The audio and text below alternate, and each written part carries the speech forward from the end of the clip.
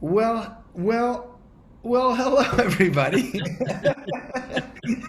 This is Jason LeVasseur and Scott Lyons, Dr. Scott Lyons, meeting right here on the computer machine. We've decided to go a little bit low key this afternoon, intentionally for some of the things we're going to talk about. Mhm. Um, but Scott just got out of a meeting on campus, a student affairs meeting. We're going to get to that in a minute. Let me tell you a little bit about Scott. He's been at Johnson & Wales for many, many years. He's been in student affairs for 18 years. Now living in Denver, has always been very involved in the NACA in amazing leadership roles. That's the National Association for Campus Activities. Um, Very much a fan and supporter of innovative campus programming and partnerships that are the key to making the most out of the college experiences. When he's not wearing his dean's hat, he can be found in the mountains of Colorado or teaching online at Johnson & Wales for their online education program. Hello, Scott. Hello, Jason. How are you? And I want to say to everybody, this is our second introduction Second take. Yeah. because Doing this. one thing that happened just now that's never, I say never, but it's really important to say that. Like, Murphy's Law, like, we never know when it's going to happen. Everything just stopped working. Zoom decided to go on a hiatus while we were chatting. So we decided to start over, but starting over is something that we need to do. Hey, what's going on? What just happened on campus? What's big picture? Big Well, picture. big picture. I'll zoom out a little bit and share that unfortunately we are one of several campuses that are across the country that are closing. Mm. Our university is, if for those of you who do not know about Johnson Wales University, we are a multi-campus university with campuses in different states. So it's not all that we're, within one state. We have campuses in North Miami, Providence, Charlotte, and Denver, Colorado currently. And our university trustees and our chancellor shared a very difficult message just a few weeks ago that unexpectedly announced the new direction for the university that involves closing the Denver campus, the one which I work, and our North Miami campuses. And so this communication was shared with all stakeholders at the same time. So it certainly has been interesting for us to work through and support our students, because we're not able to, regulations restrict us from accepting new students if you're closing that respective year. Huh. So we're gearing up to make this year special as possible for our students who are returning with us. And like many campuses, looking to share their updates for what's happening with fall.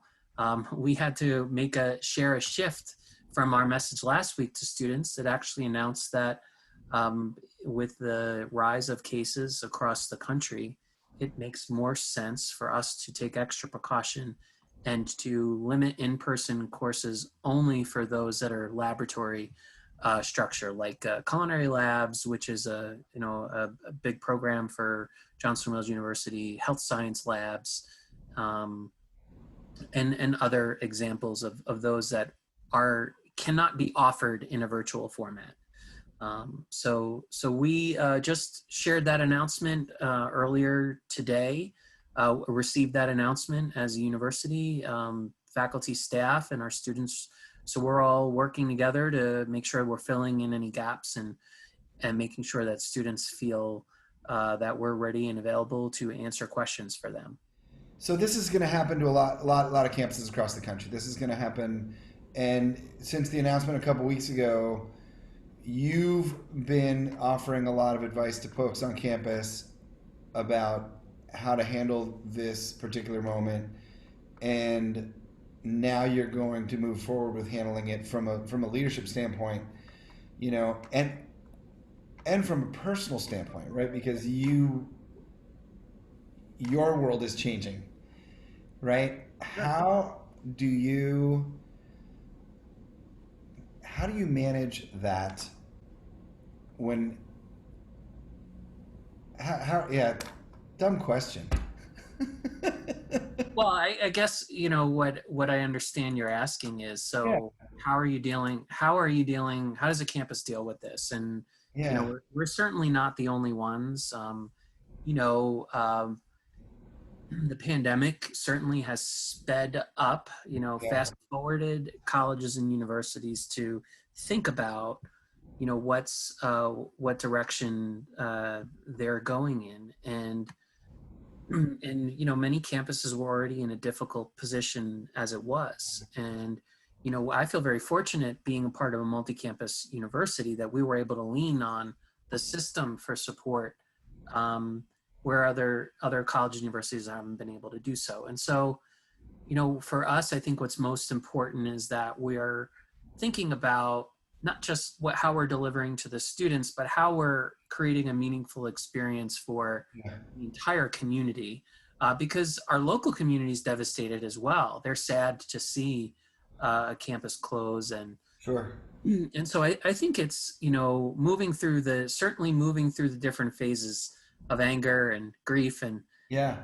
and guilt, and all of those different phases. But for us, I think from a student affairs perspective, I think we're more poised to do the work that we know we need to do to demonstrate role model resiliency and to support each other as we're navigating what's next, as people are planning for what's up for their next professional adventure, while also closing up this chapter for our respective campus. And so I feel thankful that we at least have a year to do that, Right. whereas Right. campuses haven't had that luxury. So, Right. I do think it's very topical. I love the series that you're doing here and the summit that you're preparing, because, I think that they're all different situations of where people are at. And Yeah. when you're in your final year somewhere, I think you almost get an opportunity to treat it like if it was your first year, where you're like, let's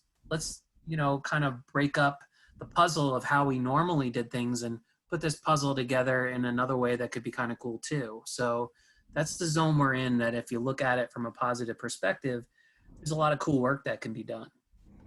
Well, imagine taking that philosophy to every year at school, though. What if you looked at every year, like every year that you're there is your last year, right? Yeah, I mean, I think it's great. I think it's, I think from now is an important time. Not only we're dealing with more than one pandemic, whereas we're hoping that colleges and universities are also taking a look at systemic, limitations that occur within their community anyway, and Yeah. thinking about being a little bit more malleable with respect to shifting when you realize something's not set up for success. So Yeah. I do think that that's a cool concept. I think, we try to be in that zone.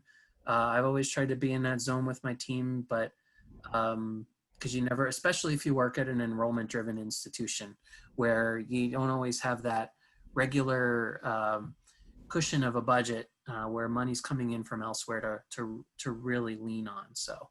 Right. Because you guys don't have. Do you have big athletics at Johnsonville? Yes. Yeah.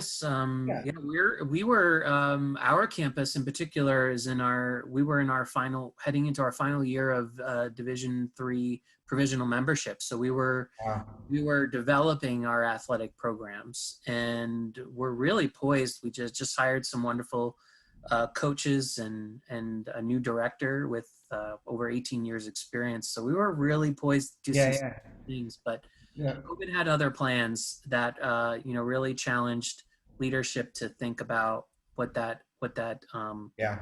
what the future long term looks like, and that's unfortunately part of the reality.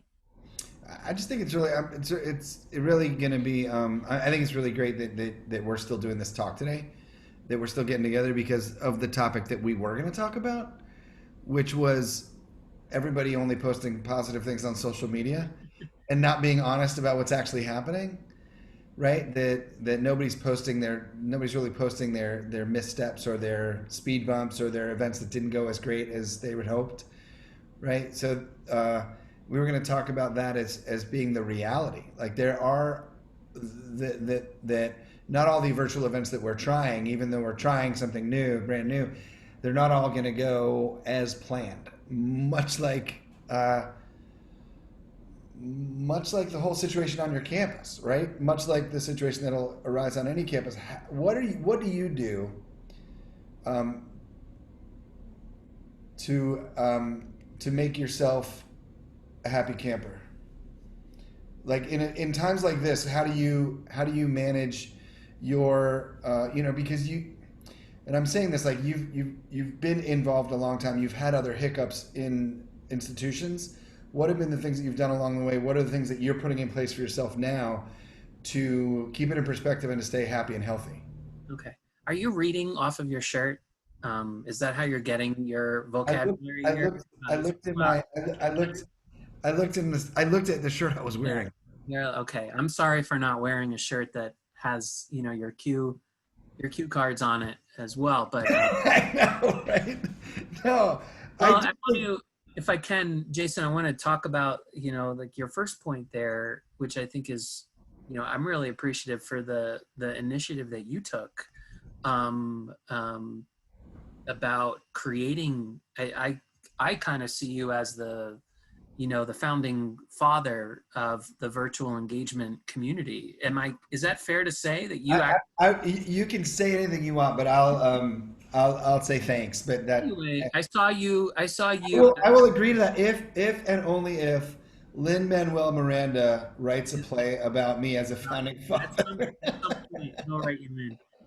I think what I mean to say is that, um, when people pivot, you got to pivot, and you pivoted very quickly to say, hey, let's figure out how to make the best of this situation and kind of see what this looks like and create some pretty cool things. And so, I've always had that perspective, Hmm. that I think that's what I love about working in student affairs.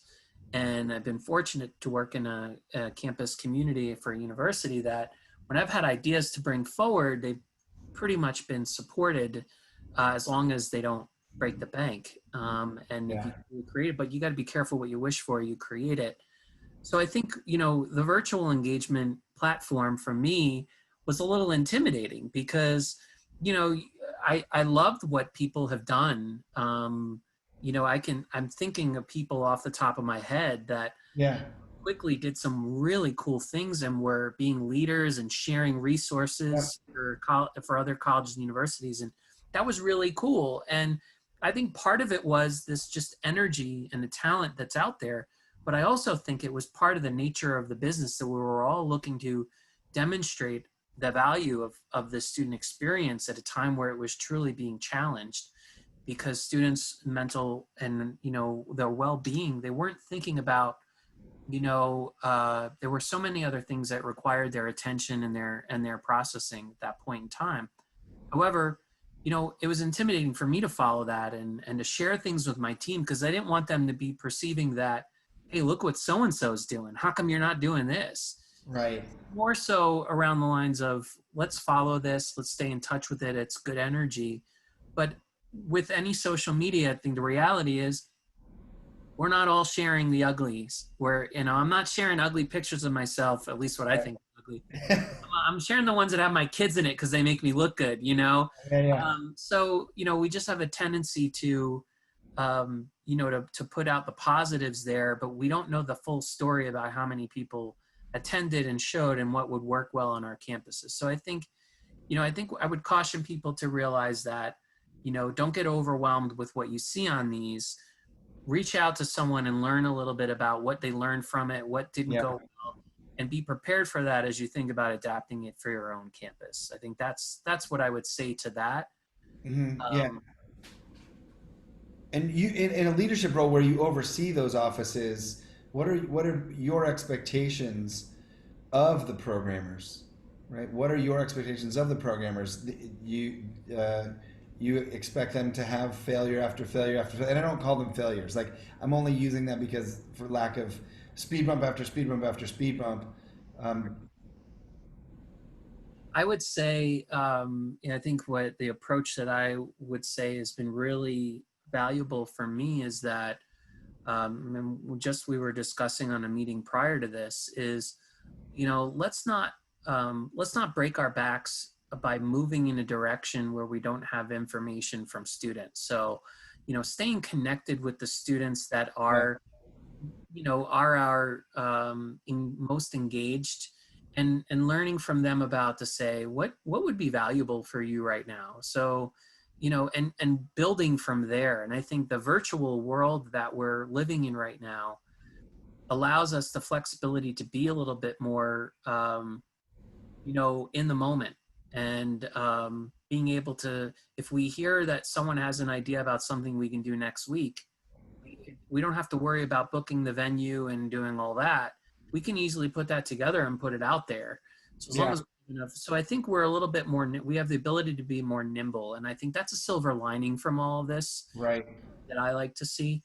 So I think, I would expect that, people are a little bit, go easy on themselves. So they're not building all these plans to impress others that look good on the surface, but aren't really engaging or meeting the students where they really should be, Yeah.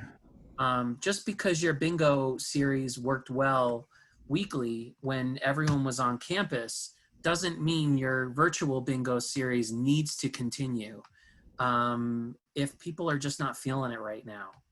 Right, that's great. That's a really good point. I have heard from a lot of schools in conversation with them, like, well, we have this great program that we've been doing, and we want to continue it and replicate it in the virtual world. And really, maybe that's not the activity. If the point of bingo was just to bring students together, is there a better way to bring students together online that is something else? Maybe it's painting with Scott. Yeah, It's painting with Scott, or yeah, just random challenges that people, yeah, are spinning a wheel, and, just kind of having some laughs, and it's something like that. I mean, I think the open mic nights, sometimes they don't work, in the virtual format. So that's what I would recommend, is that people, um, you know, can find a balance between meeting the expectations of what's coming from leadership, yeah. so to speak, and what are the students really, what would they say would be valuable for them at that given, that given time. Did the leap into the into COVID help you create more partnerships on campus?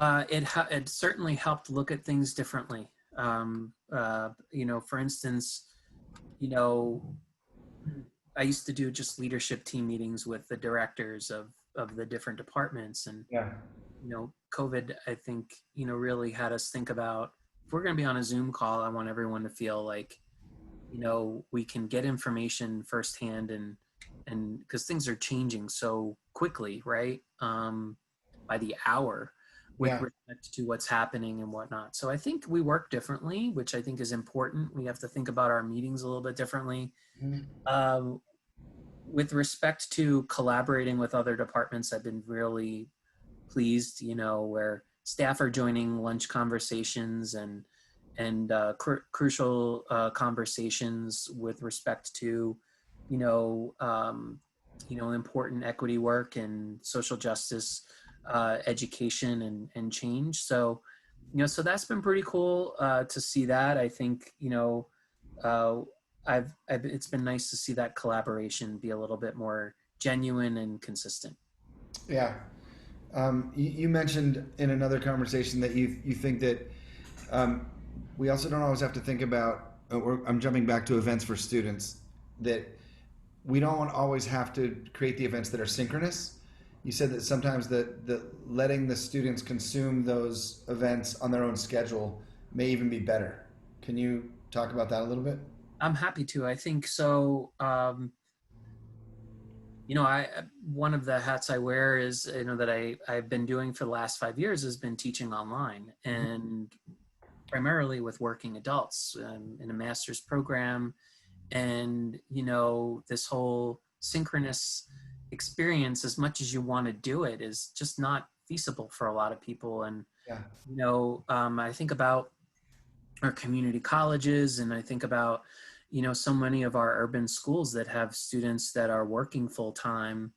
um, some people are not, they don't want to watch a comedian virtually while it's happening in the Brady Bunch screen of all the windows, where it's more easy that you can become the butt of a joke, or you want to consume something a little bit, you want to consume it on your own time when it's available via Facebook Live or a recording afterwards. And so I think, people shouldn't measure the success of their programs by how many people consume it live, but more so about how many people consume it in total and what your reach is. So that, I think, is really important from this, that you have the ability to reach students at their own, in their own schedule, and and how they would like to consume something, that I think is still important. Maybe they're more likely the next time to catch it live, whereas if it was in person, they were never likely to catch it because of their schedule.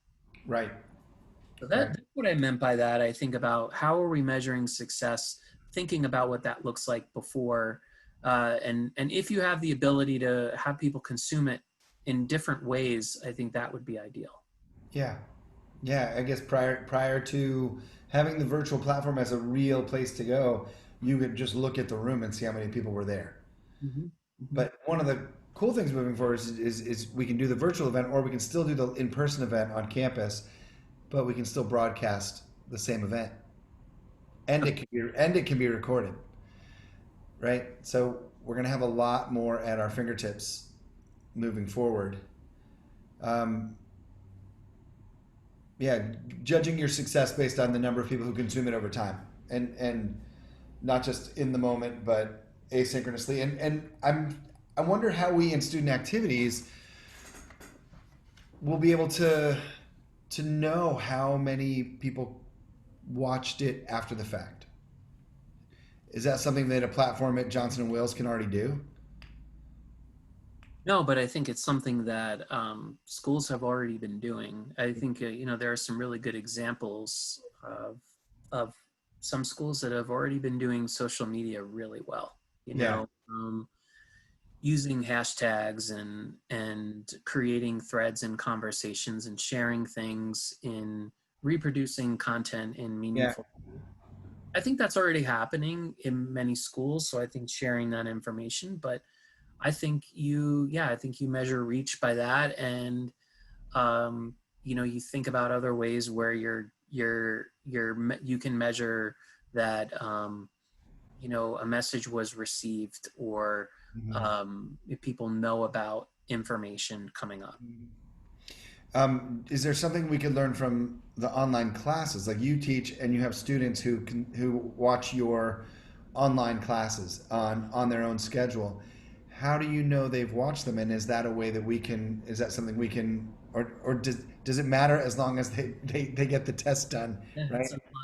in some regards, it's whether they get what they need to done. Yeah. Right. But in other regards, there are certain platforms that, obviously, if we Yeah. use Blackboard, I can see, if I want to, I can track how many views a video got. If you think about, you use things like LinkedIn, you can actually see who.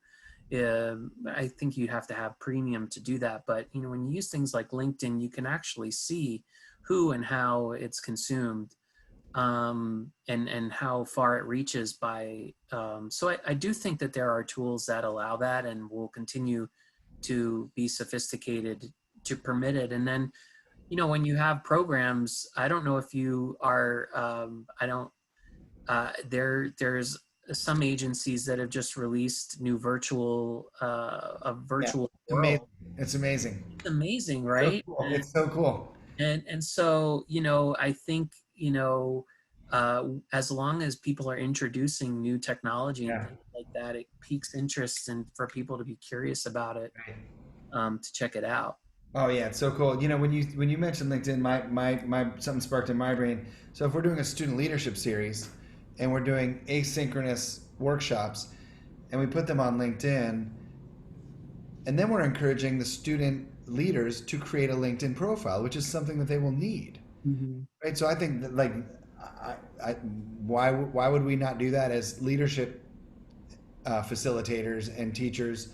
Let's move our content to LinkedIn so that it encourages all the students who probably don't have a LinkedIn, or maybe a few of them do, but really encourage them, because that is something that's going to be used in their, in their career searches probably. Am I Am I thinking in the right way on that? I would agree. Yeah, I would agree. And I do think that there are some schools that are doing that, Okay. but I think obviously the situation is challenging people to think differently about the delivery of their programs. And I don't think that's a bad thing. I think that's a silver lining here regarding it. Yeah. And I don't say that with, to be insensitive to the realities of, so for so many of our students, teaching and learning and in a virtual environment is just, it's not, it's exhausting for them. Yeah. Yeah. Yes. And for you too, I mean, you've been on how many Zoom meetings today? So far, this Yeah, is so far, right. my sixth, and it's 1 o'clock. Right. I know that. Yeah. I'm feeling I'm feeling that same sort of strain with all these interviews. I've got like 4 or 5 a day, and I have way more empathy now that for you and anybody in your shoes who really is communicating with people all day. A month ago I was doing events, so I'd log on for an hour. I would facilitate an event, then I'd have a couple hours off in between the next event with another school, which is awesome about virtual. But in this interview process, I'm jam packing them in and figuring out ways just to not glaze over, right? So that's something that how do you keep yourself, like, do you have, are your feet sitting in ice water? Like, what are you doing? What does Dr. Scott Lyons do to stay focused on his meetings? Well, not every day is like today, thankfully. So that's a good thing. Right. And I think people, I recently put out a little poll just because I was curious on it and I'm thinking about writing something. I put out a poll on LinkedIn to just ask people what's been for them, what does the transition to remote working look like? And so whether it was they were already remote and it was smooth, Yeah. was it 1 week, 2 weeks, 3 weeks, 4 weeks, or more?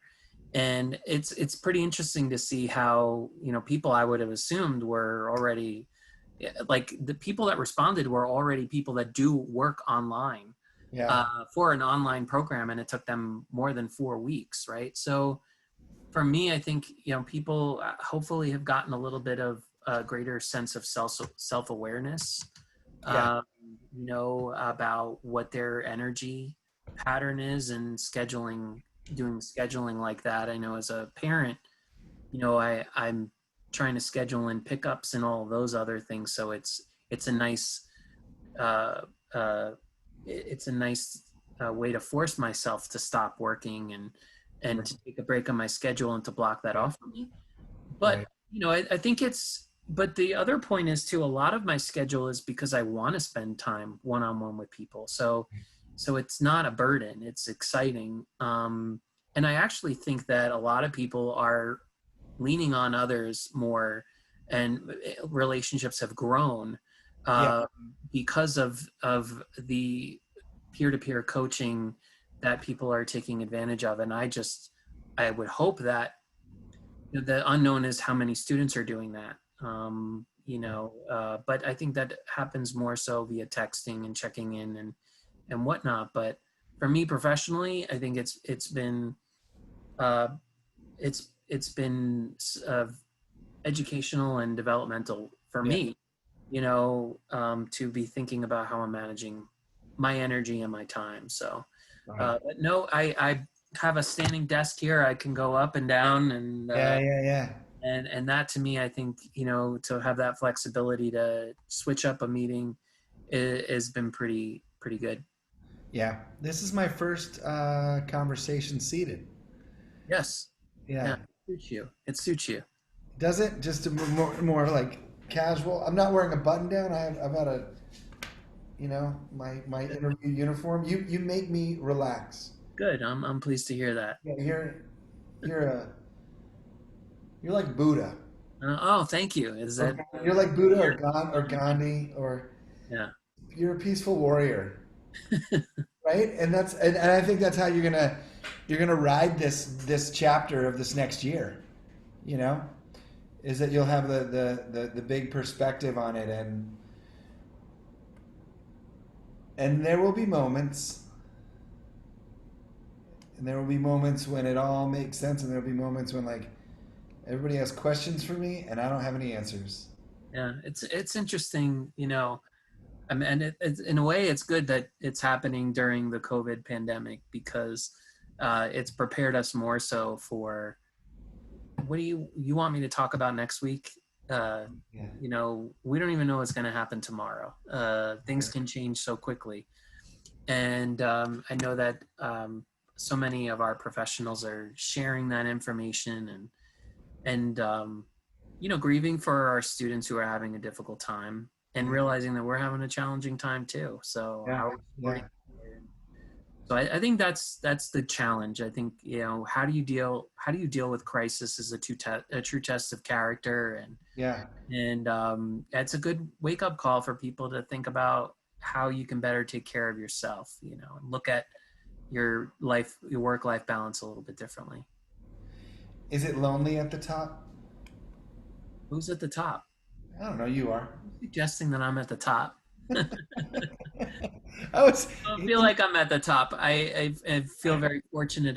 I work with a really great team of Yeah. people, an opportunity to bring in a team. And so, No, you were talking about the peer-to-peer coaching, and that really got me thinking. Like, it would be really, at summer camp, we can break everybody into cabins, and we can assign like you guys are going to go to a team building activity together, um, to almost think about maybe your student groups or your colleagues, and intentionally create small groups, right? Intentionally create teams, not for work, intentionally create teams, and maybe your team is somebody in Boston and somebody in San Diego, right? Maybe you create that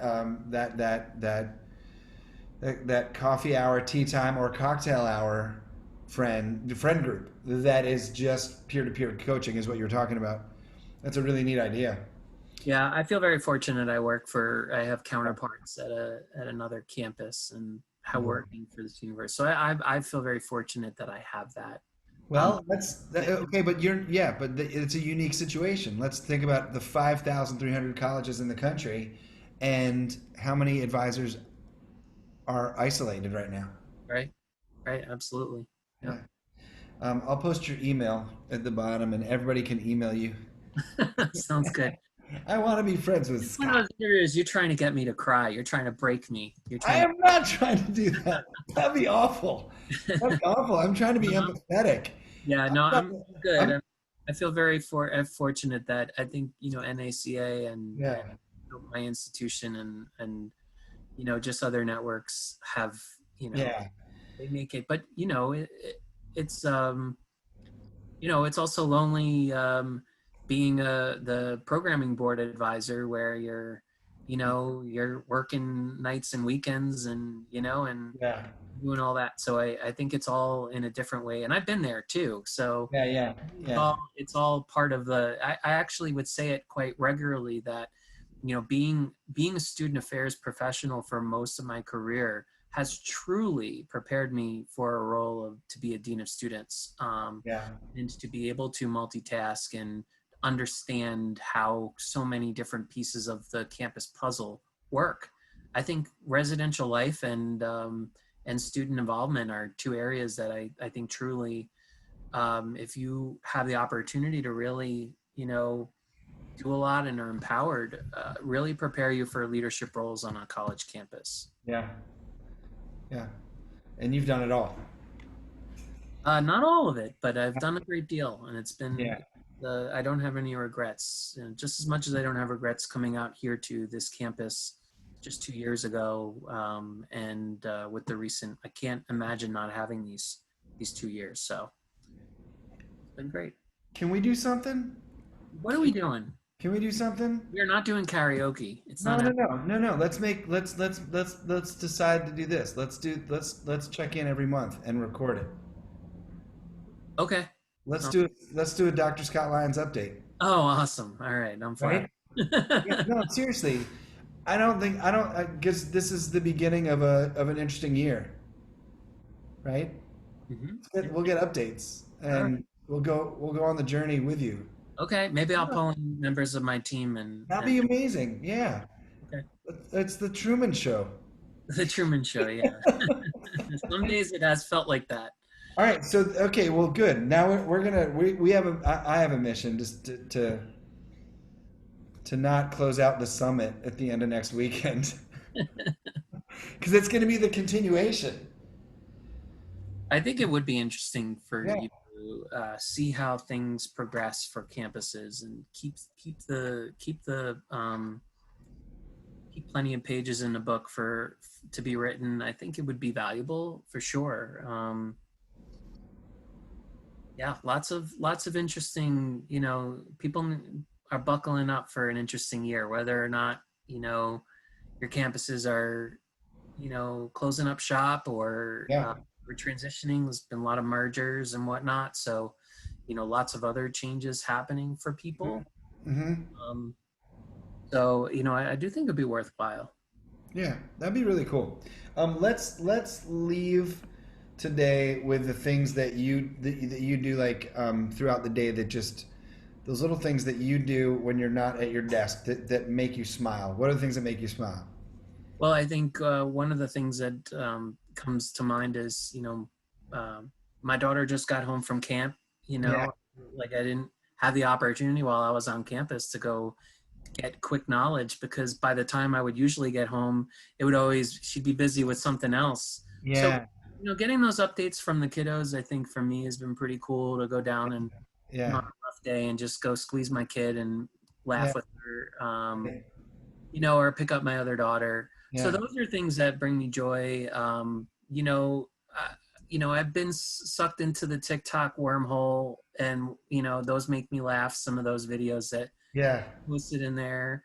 So I'm a goofball. So laughing to me, I think is the important thing, or just kind of sending a message to a colleague and checking in on them. I think has been Right. really cool. So those are the things that make me smile and Cool. and That's bring me joy. cool. What about you, champ? Oh, about me. Uh,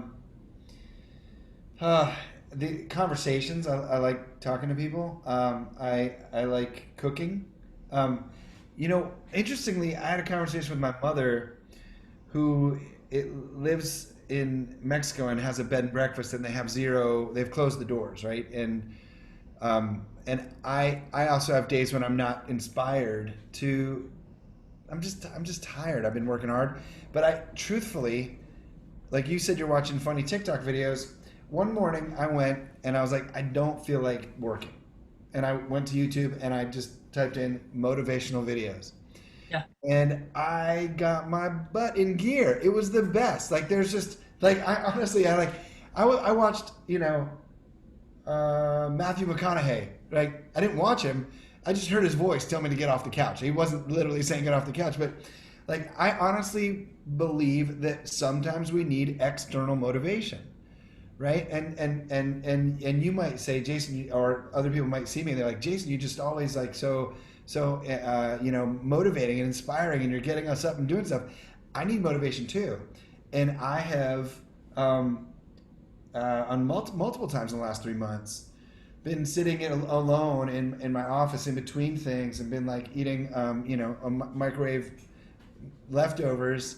And I'm like, God, and then I'll open the computer, even though I don't want to be on the computer, but the outcome of me watching a 5 minute, and I'm not looking for anyone in particular, right? There's just I'm watching like a 3 minute video or a 7 minute video, and it's just like stories of overcoming obstacles, motivational videos, and honestly, they have an impact, right? They can change my mindset, right? And 3 months ago, I would not have known to do that, and now I'm unabashedly promoting it. Like, watch them; they work.